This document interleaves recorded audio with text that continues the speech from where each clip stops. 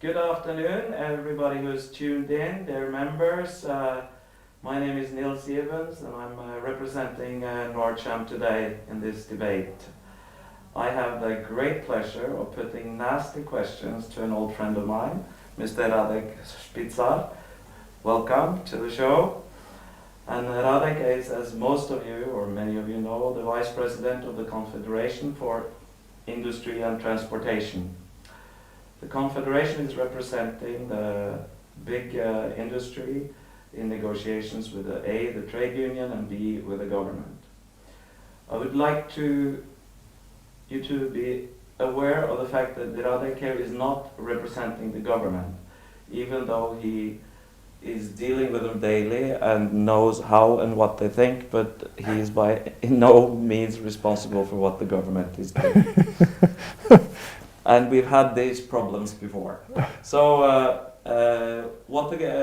all law proposals that are affecting the industry are put to the Confederation for comments and approval before they are put to vote to the Parliament. So it's a very powerful organization.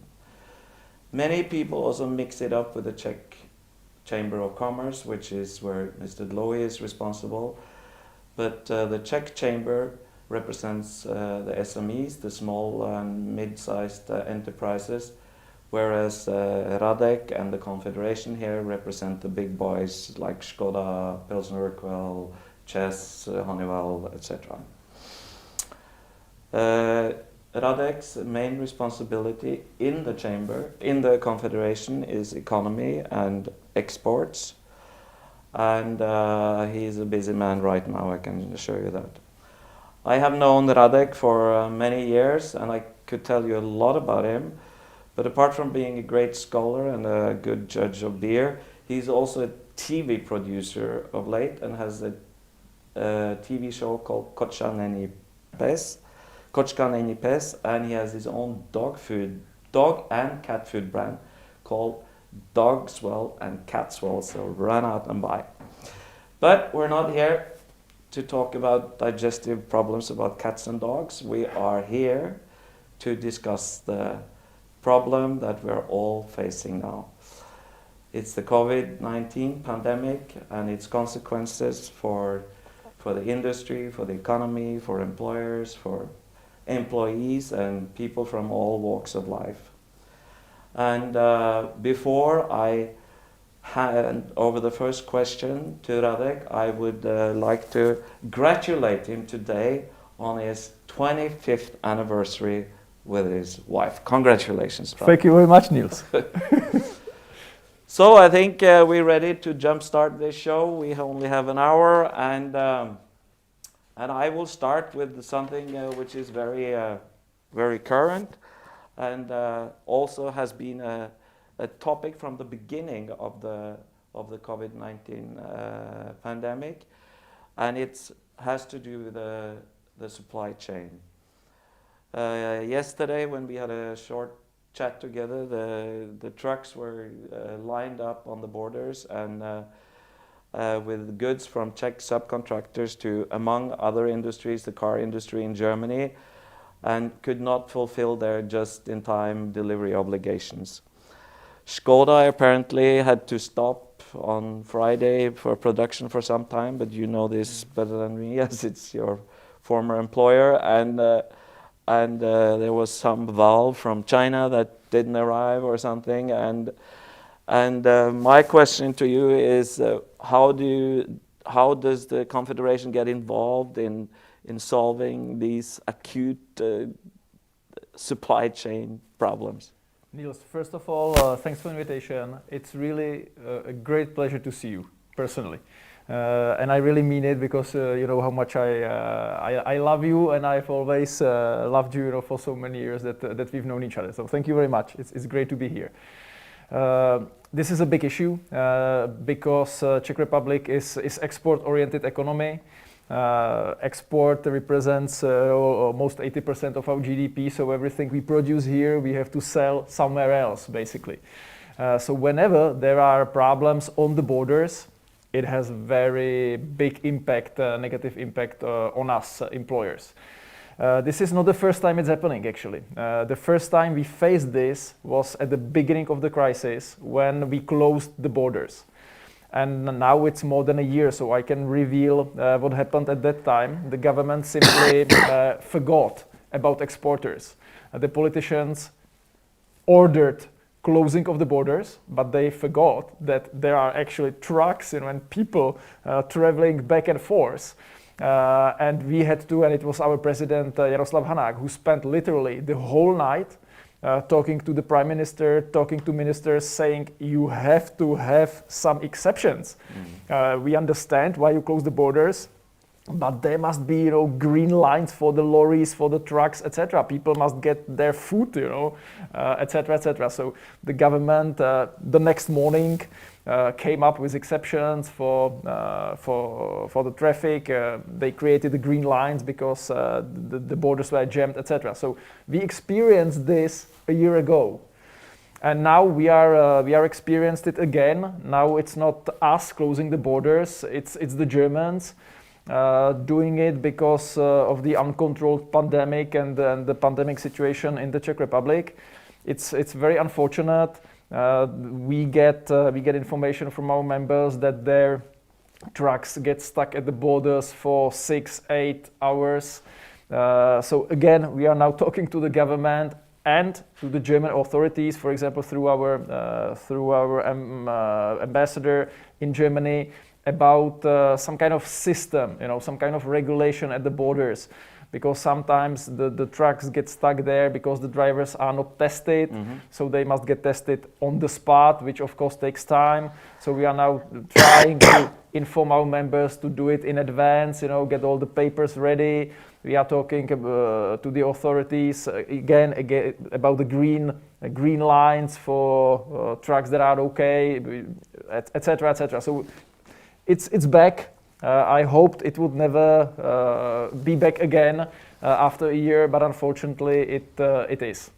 Well, I hear the trucks are rolling again, so I assume it has been solved for this time. What about working on it? What about Škoda not getting parts from China and having to stop the production? Look, that was fascinating. At the beginning of the pandemic, it was like a disease.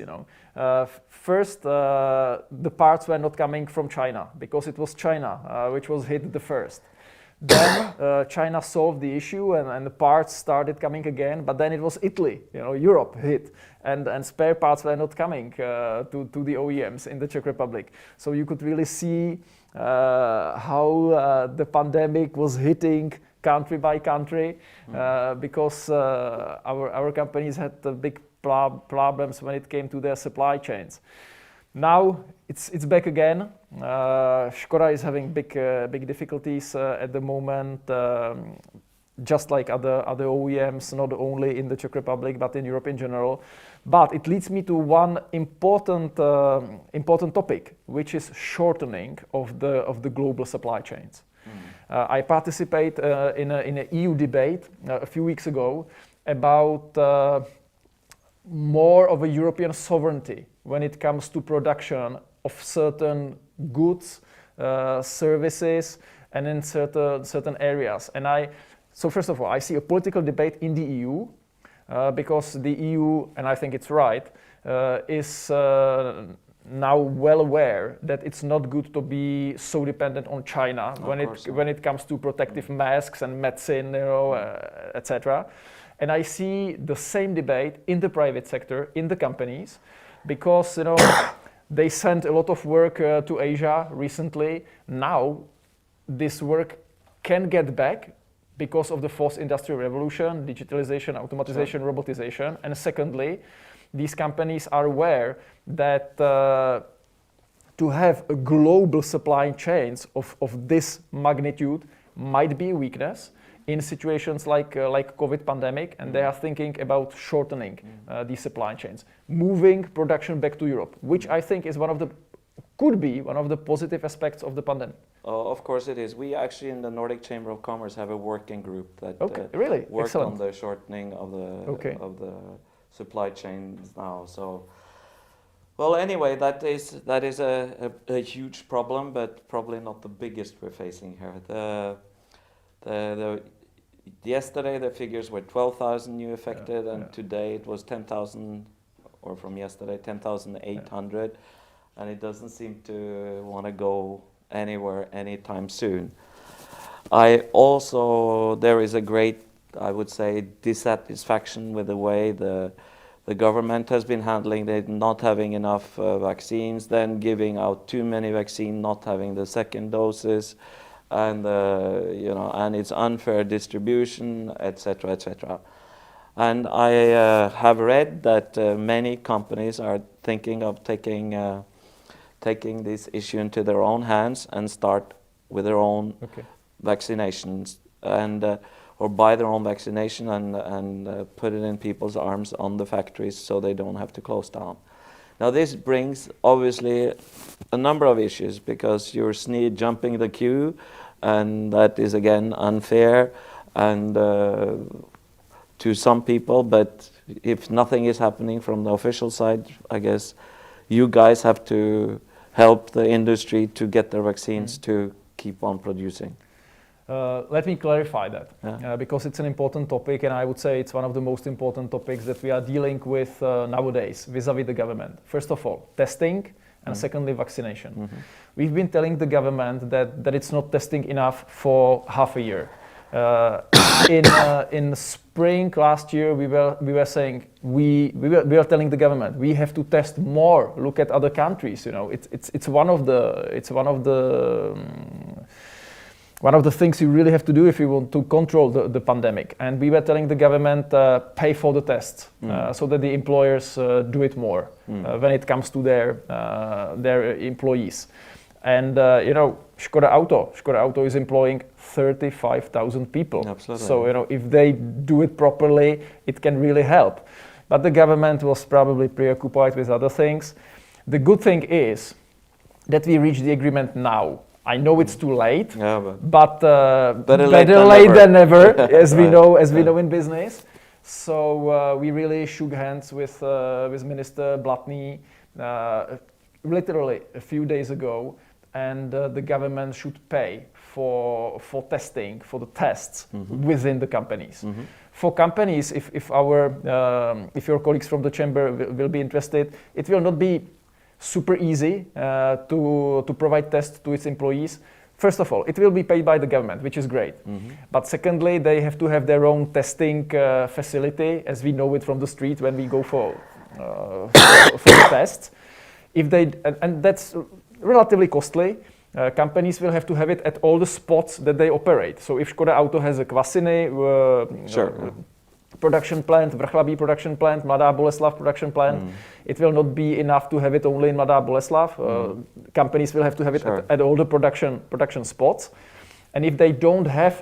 then they have to test 35,000 a day or every second day. And if they don't have their own doctors, Škoda has its own hospital, their own doctors, but for SMEs it's not possible.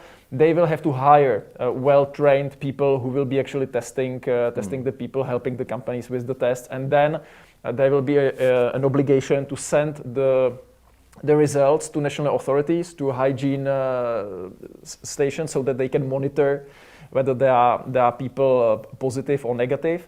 And if there are, because it will be anti-gene tests, if there are positive, there will have to be PCR tests for validation. Afterwards, yeah. But, as I said, it's late, but better too little, too late, as they say. Exactly. So that's for the tests, and I believe that it will increase the number of tests and improve the testing within companies. So that's one thing. And second is vaccination. We told the government, look, we are able and willing and ready to take care of our people. So let us into the system somehow. Again, we've negotiated with the government about the possible ways how to get involved, and there are 3 stages that we will get into the system. First of all, we will help with the information campaign.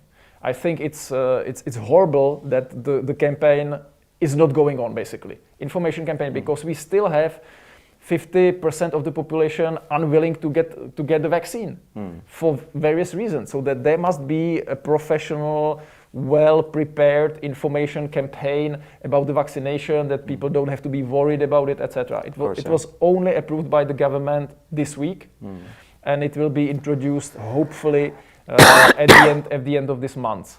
So we will be active in this campaign, and we will help the government to get it out through our space in the public media, within our companies, within the structures of internal communication, etc., etc. So that's the first step. We will help with the information campaign concerning vaccination. Secondly, we will offer, because as you mentioned in the introduction, I'm representing the big guys, Třinecké železárny, ČEZ, Škoda Auto, OKD, Mondi, etc. Those are huge companies with thousands of employees. We have our own vaccination centers.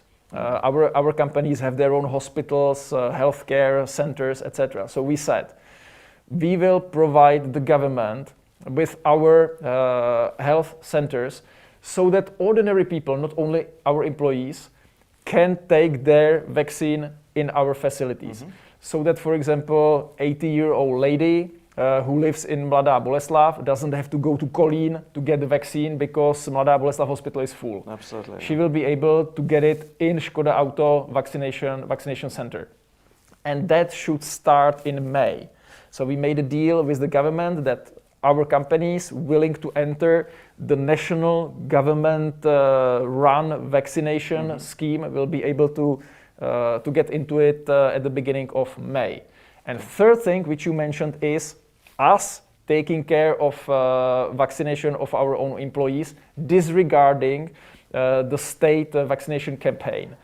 And unfortunately, I have to say that although our members are ready, many of them actually signed contracts with producers of vaccines. I can imagine. Yeah. They cannot get it. Yeah. They cannot get it because the producers say our priority is to supply the governments with whom we have the contracts. And only when that is done, we can supply you as private enterprises. So when we ask those companies who signed the contracts and who are willing to buy the vaccine and vaccinate their own employees, when they will get it, they tell us, Radek, it's definitely a couple of months. It Absolutely. might be the end of the year, etc., because the government's ordered, so many vaccines that it will take a few months for the producers actually to fulfill their demand. Yeah, no, that's not so good news. Yeah.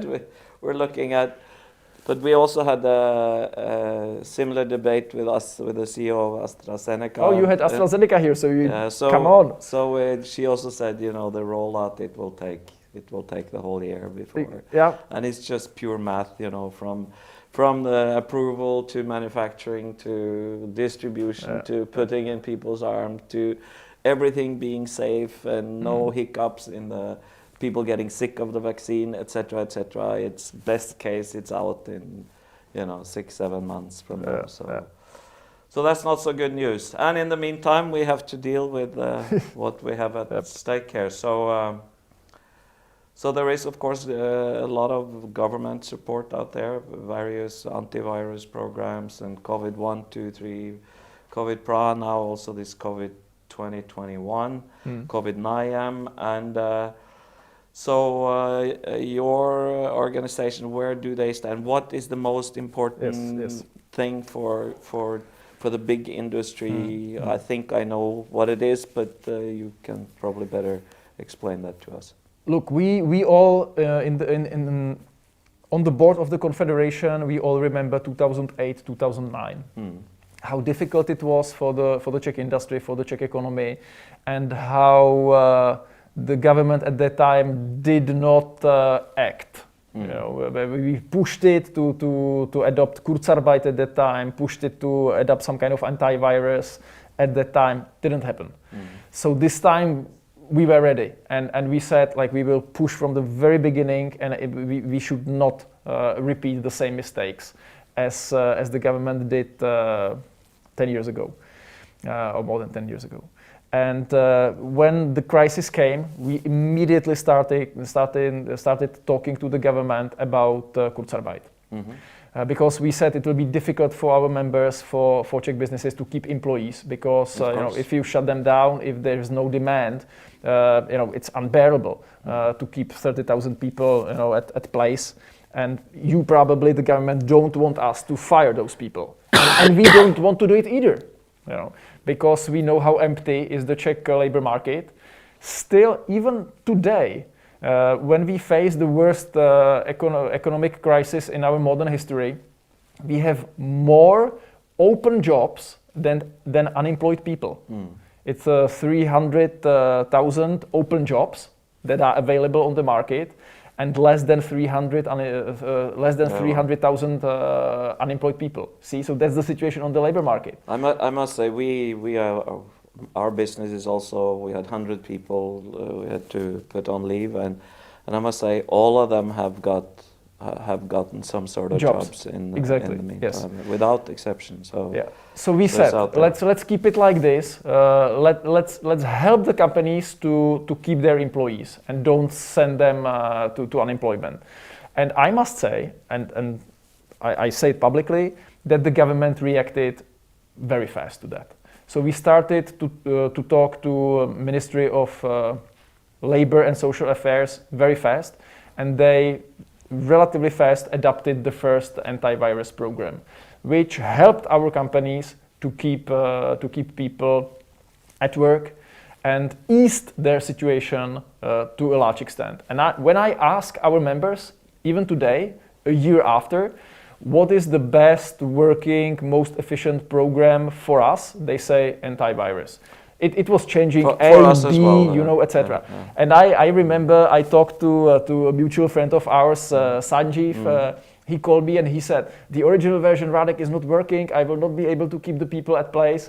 So even through conversations like that I had with Sanjeev, we told the government how to change it, how to reshape it, redesign it, so that it really helps not only us as the big industrial companies, but also sectors that are important, like gastro and small and medium size. Well, it's 50,000-80,000 people working in our industry only in Prague, and putting them all on the street. It will also ruin the industry for years to come. There will be no good qualified people in the whole industry, which is bad. However, I'm sorry, I will finish it. Antivirus was a key for us. Now we are very mad at the government that they are unable to turn antivirus into real Kurzarbeit. That would be designed by a law, but it's still in the parliament. If you want to know how it might work, we can get to it later. And second was COVID plus and COVID-3. Because the COVID-1 and COVID-2 was not for big companies. It was only for small and medium-sized companies.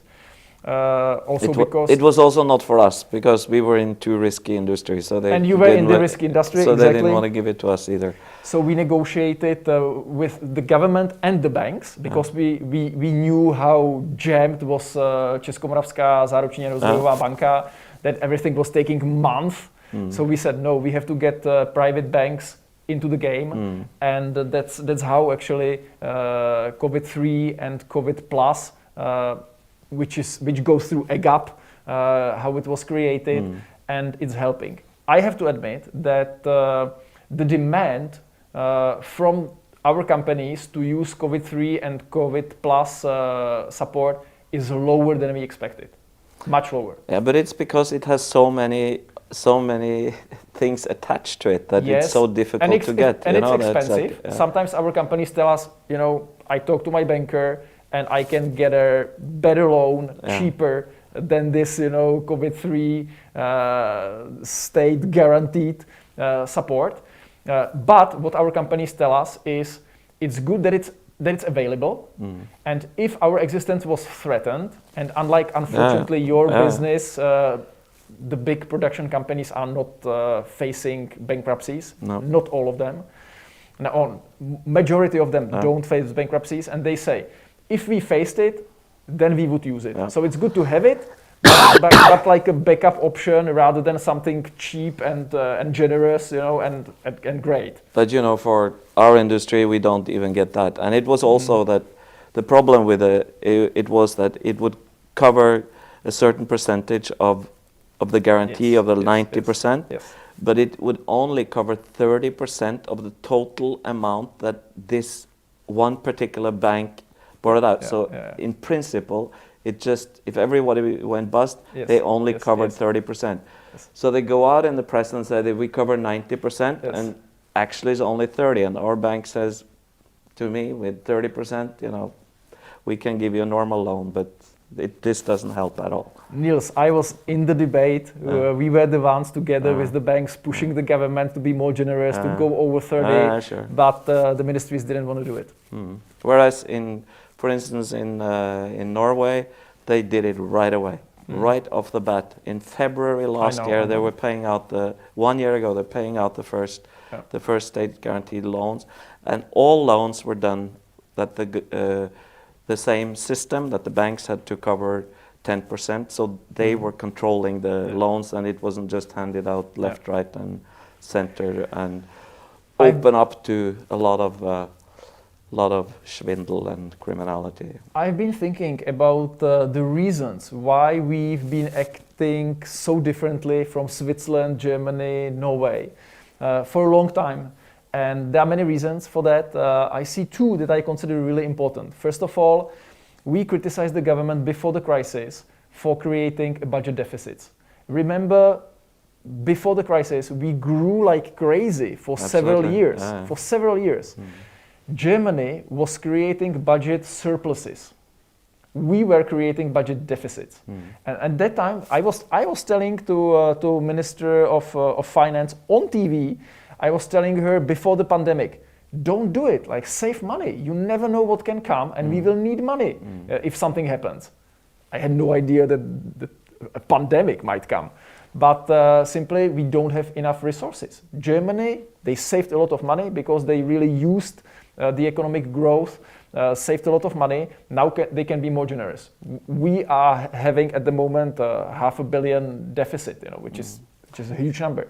And secondly, there's a mistrust on the side of the state officials vis-a-vis companies, because they see us as cheaters, you know. Absolutely.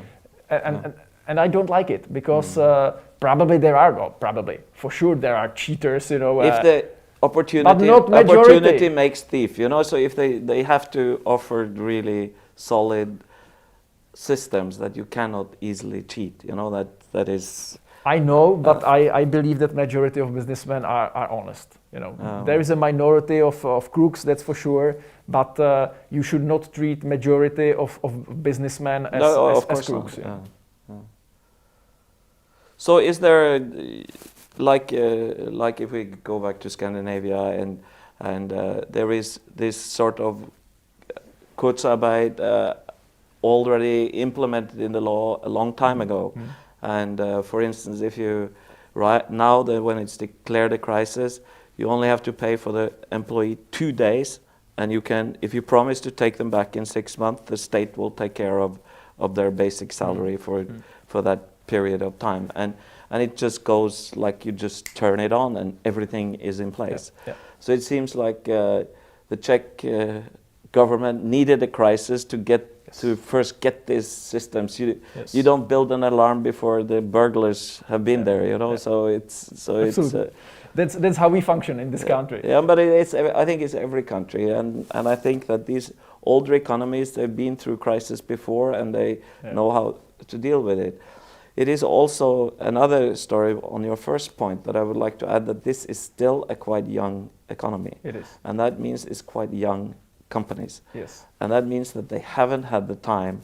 Yes. They have been expanding and trying to fix their feet on the ground and become a good business, and they don't have the resources to save money for accumulate capital. They haven't had time yet because it's a lot of startups here, and you see Czech Republic compared to all these other countries is a economic miracle. So there's good and bad news out there. But So to comment on that, Yeah. first of all, I totally agree with you. The accumulation of capital takes decades, and we are a young economy. You are absolutely right. And secondly, we've been telling the government, antivirus program is ad hoc anti-crisis program. We need Kurzarbeit, done by law whenever there are certain criteria fulfilled because crisis is at place. It will be automatically used. The government prepared it, Kurzarbeit law. It messed it up. When we invited Babiš to our General Assembly at in Brno, at the Brno Industrial Fair, he admitted we messed it up. We have to rewrite it. They sent it to the parliament. It's there. It's getting to an end of the negotiations, and I wish I could tell you the final form, but it's not approved yet. But we hope that it will be a legislative proposal which is automatic. So once the criteria for a crisis are fulfilled, disrespecting what the government thinks that it's necessary or not, it just clicks in, like in Germany and elsewhere, as you rightly pointed out. Secondly, there will be, we want it more, but I think it will be 70% coverage of the personal costs. Yeah. The government wanted to. But it's 70% of the days they are off, right? And this is for companies that are still open, so they're running 1-2 days that the employer has to pay full, and then let's, for instance, say 3 days, they get 70%, right? Now it's 60, right? So we'll see. We will try to influence it, but I got your point. So it's still the employer has to pay half. Yeah. But that is if he's operating. So maybe half is good enough. 80% will be possible to send them out, not working. 20% work, 80% out, and there will be a cap worth 1.5 average salary in the Czech Republic. We again wanted higher, but the government said no, it would be too expensive, etc. So what do you mean 1.5 salary? 1.5 average salary. So will be the cap. So you cannot pay more to your employee. It will only be 1.5 average salary. Sure. Which is changing every year, etc., etc. We wanted more because we wanted it to be more attractive to high wages. But the government said no, it will be too costly, etc. So it's in the parliament. We are still negotiating with the deputies about the final form. Hopefully it will be soon adopted and with criteria that make sense. Now I have a little bit off on a tangent question there. There's always been in newspaper, there's been this reference to the EU money, and that, for instance, that the antivirus program can only run for 1 year because of EU restrictions. Yes. And has that got to do with that we're getting the money from the EU, or that the EU actually is putting in restrictions? One question. The second is, there was some EU money in the beginning. How is it? Who's picking up the tab now? Is it the state? And there is a very strict rule on state aid in the EU. Sure. So the governments across the EU cannot support their companies without any regulation. The regulation is very strict. Therefore, it was necessary to ease this regulation concerning state aid on the EU level, so that the Czech government can support directly our companies, through the anti-crisis programs. So the Czech government was absolutely right.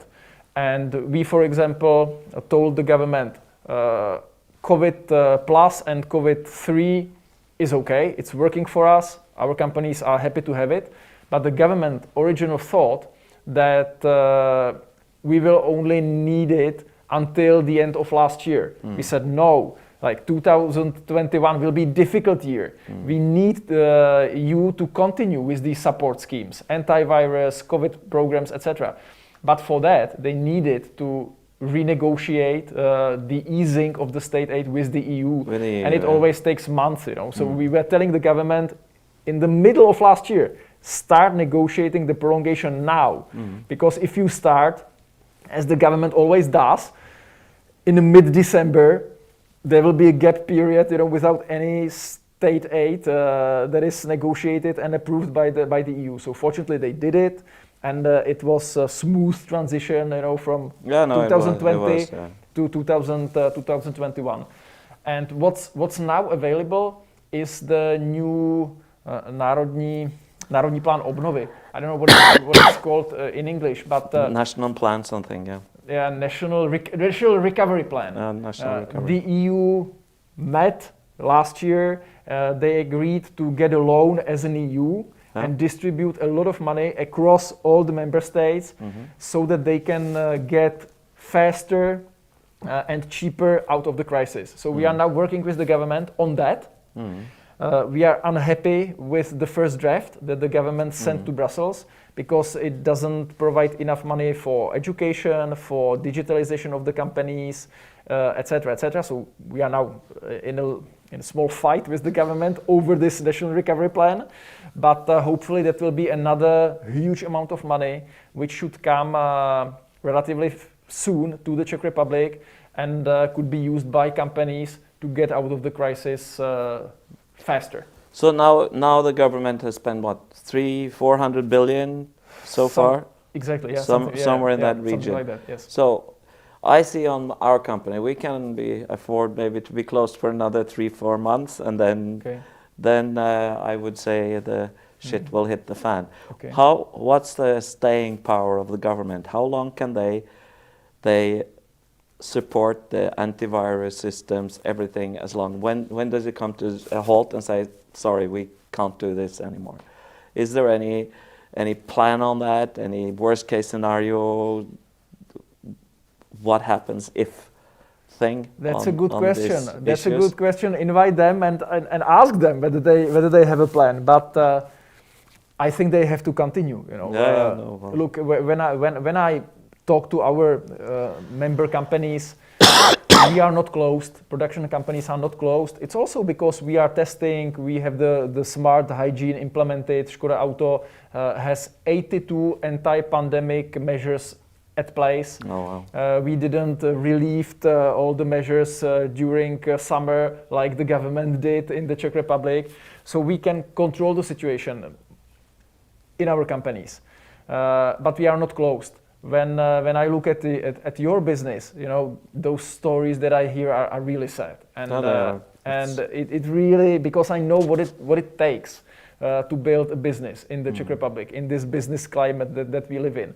It really makes me sad. It's not worse here than anywhere else, I think, but it's taking. I know. So to answer your question, like if the government keeps businesses closed, they must help them, and we will be pushing. And if it takes another year, because the government is slow on vaccination, they must prolong the anti-crisis measures. That at least that's my policy, and I hope that I will be able to persuade my colleagues on the board that this is something we should push for as a confederation. Now a lot of things have changed. People's behavior. They buy maybe a little bit more conservative. They don't travel so much. They don't do this as much. Etc. And now, we are companies are being upheld by antivirus and other COVID-19 and other support systems from the government. Now, when this stops, right? So then everybody's coming out there hoping for great business, and it's not great. Why do you think so? Because I think it can happen, because people have changed their habits, and they still cannot travel freely. They still may be afraid of the virus. There's a lot of things. But what I'm asking you is, now it's a 3.5% unemployment, which is amazing. Considering the situation, and as you mentioned before, which I did not know, that there is that amount of jobs available. Yeah. So, and then it's also the number of bankruptcies that will come after the support system ceases to exist. And I saw now in January it was the highest bankruptcy rate since 92 or 93 or something. And I have a feeling that when we open up and we don't get the life injections anymore and the economy starts a little bit slower than we were hoping for, I think it can be a huge problem. That's interesting to hear. But I don't know what's the expectations of your industries. What do they think? That it's just virus gone, hallelujah, and we start again. More positive, I have to say, because this might be a big difference if you compare it to the world economic crisis in 2008. That was really economic crisis as we know it. You know, banks collapsing.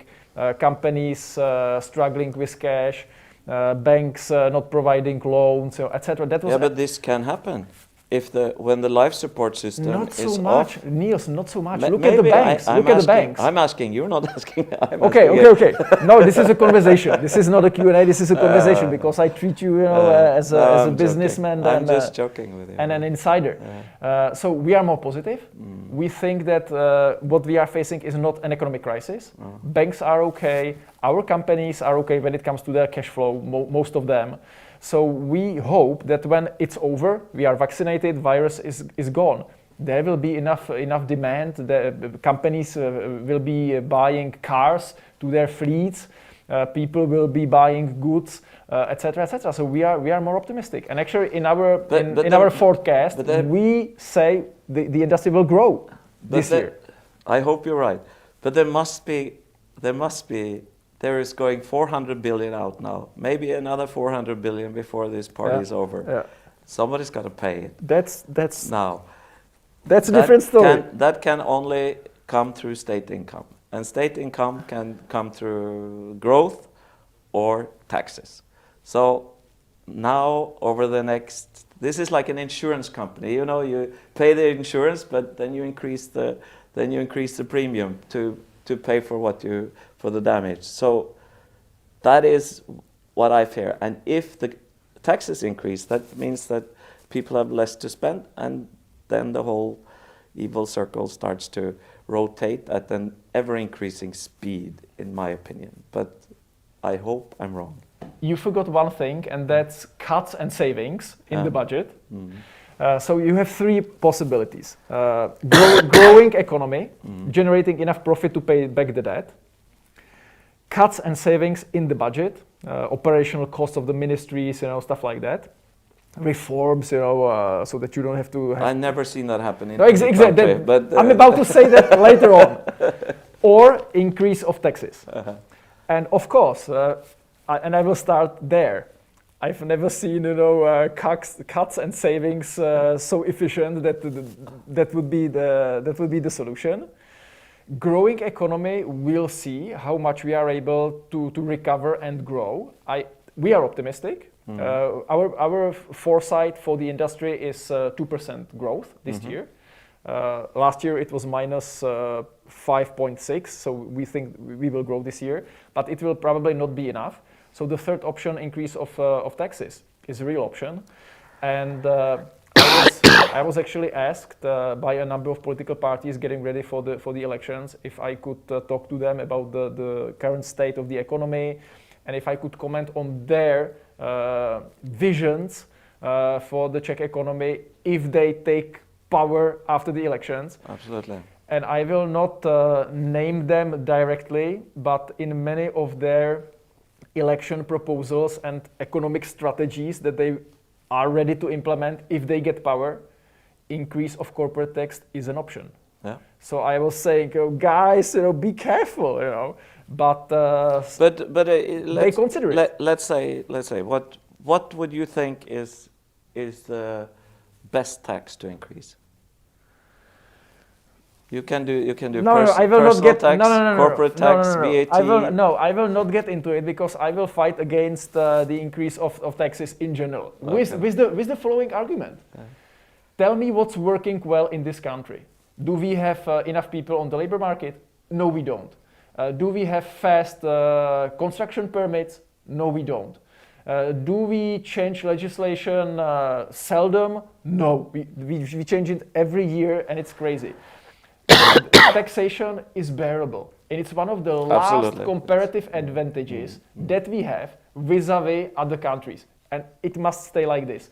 If we are Norway, if we are Scandinavia, great schools, great infrastructure, law enforcement fantastic, no corruption, construction permits okay, then let's talk about increased taxes, but not vice versa. Well, I hope you're right that the taxes won't increase. But Anyway, well, I won't be making money for a long time, so I'm not so worried about taxes in the intermediate or immediate term. And then I think we covered the ground now with the pandemic. Then we're looking into the future, and we in the Nordic Chamber of Commerce we represent the values, obviously, of the Nordic countries, and we have a very human approach to that. Everybody's supposed to be happy, and we call it with the big word the sustainability of the companies, and this is great. And there is we work on a lot of sustainability issues, like we talked about the supply chain, but we also have healthy living and the workplace and various other projects that we have going.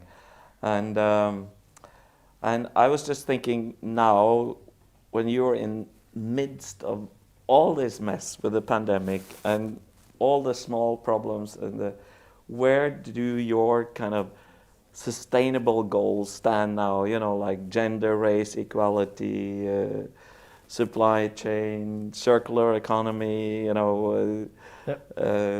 clean, renewable energy, etc., etc.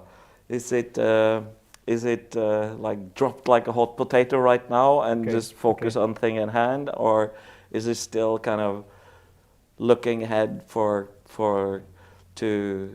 with full force still to achieve the goals that I'm sure you have set for your industries? That's a really good question, and the answer will be complicated because it's both. There are companies struggling, and for them to start talking about CO2 neutrality, gender diversity and stuff, it's like, Radek, come on, like, come back next year. Yeah. Exactly. So for a lot of companies it is like that. For many others it's the other way around. They are saying we are in a crisis, and actually this might help. Digitalization, automatization, energy saving, is an issue, and we see it now how much of a burden it is if we don't deal with it much clearer, much more clear than we saw it before the crisis. It's true.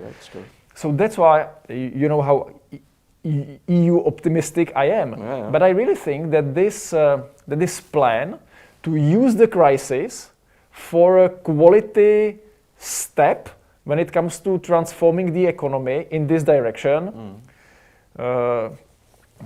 sustainable development goals, is a good strategy. I really think so. But as I said, companies are struggling, they need money, so the government must support them, and the EU money must come for these initiatives, and the companies must decide. What are we talking about amounts for this EU? 180 billion crowns, Okay. which is a lot of money. It's a lot of money. And it should go into digitalization, into energy savings, better development of regions with a lot of pollution, etc. So I really believe it might sound naive, but I really believe that we can solve the crisis and get out of it stronger if we have this strategy. Because Josef Schumpeter, a great thinker and economist, he came from Czechoslovakia, and the concept of creative destruction is something we can use. A lot of businesses, a lot of business models will not survive. Of course. Yeah. But something better might come out of the crisis, and this is it. Less energy consumption, more energy efficient solutions in the industry, better management of CO2 emissions, etc. I really believe we can use the crisis in a positive way. Very good. Now I want to get back to a little bit to the labor code, and it's right now you have 3 months notice and you have 3 months remuneration payment. So basically, if you want to get rid of somebody, crisis or not crisis, it costs the employer 6 months salary if you want him to leave. Now, if this doesn't ease up, how do you think that the future workplace would look? Will it, the much talked about gig economy, when people work on a gig, they work on 3 months and then they have to drop, and then do you think that the workforce will have a lot to be afraid of in the future, and that it will be so flexible that people will be scared and uncomfortable with that situation? Or do you think that the old model with once you're employed, you will stay employed for as long as you don't show up late and Niels, under influence for both of us as employers, both of us can definitely imagine more flexible labor code, that's for sure. But when I ask our members, really those who do business all across Europe or even globally, they say your labor market and your labor code is not the worst we've seen. It could be much worse. And they are giving examples from France, France is horrible. Exactly. But that's almost cost them the whole economy. In some respect to Germany, which is not also, which is not as flexible, as it should be. But they have automated so much and digitalized so much, so they're compensated on that. So what I'm saying is that our members don't tell us that this is something we have to focus on and something we have to change. They want specific modifications, exactly, policies when it comes to the crisis. That's why we lobby so much for the Kurzarbeit, etc. But they don't say we have to redesign the labor code from the scratch because it's complicating. Just me who wants that. Okay. The situation. And you asked about the outlook and the threats in the future. Where I see them is the fourth industrial revolution, because we are the most industrialized economy in the EU. We are an industrial superpower. Industry represents more than 30% of our GDP. It's more than Germany. And we, as industrial companies, we employ a lot of people, and we give them physically difficult, demanding work. They are not well paid, and they have almost no skills. These jobs will disappear. And in the Czech Republic, we are talking about 500,000 jobs easily in the industry. So what's ahead of us is we have to get rid of these jobs. People will lose work if it's them working in these jobs. But the digitalization, robotization, automatization, because it will increase the productivity so much, it will create even more jobs. But if these people who lost their stupid jobs will want to take them, we will have to upskill them. We will have to requalify them. So the people will have to be willing to get more knowledge, more expertise. We will have to be willing to change themselves. And we are ready to help them with it, because we will need people. We are missing people, as we said. But it will be difficult. So this upskilling will be a big issue. Yeah, but I think that upscaling in itself is not such a big problem. But you will see, like for instance, Austria, they were all waiters, and now there's no waiters anymore. There were millions of waiters like working in gastro industry, and that's all foreigner now. They've all been upscaled. Okay. In Norway, we were a big sailor nation, shipping nation. It used to be 20% of our GDP in the old days.